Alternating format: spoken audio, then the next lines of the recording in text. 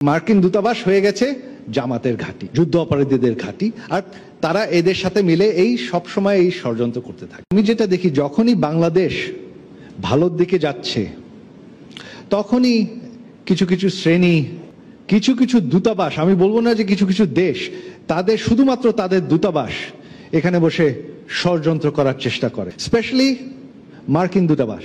আর তাদের উদ্দেশ্য কি? তারা কিন্তু একটা শক্তিশালী সরকার চায় না, তারা এই দূতাবাস চায় যে একটা ছোটখাটো সরকার থাকবে যাদেরকে তারা হুকুম করবে, তারা এই দূতাবাসের হুকুমে চলবে। আমার এটা ব্যক্তিগত অভিজ্ঞতা যে যখনই মার্কিন দূতাবাসের কোনো অনুষ্ঠানে গিয়েছি, ওখানে ওই জামাত এবং যুদ্ধ অপরাধী থাকবেই, তারা দাওয়াত করবেই।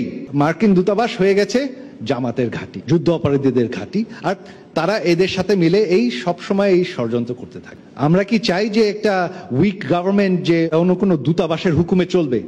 আমরা কি সেটা চাই? আমরা কি চাই যে আমাদের এই যে স্বাধীনতা, এই স্বাধীনতার অর্জন আমরা আবার হারিয়ে ফেলবো, জয় বাংলা আমরা আবার হারিয়ে ফেলবো?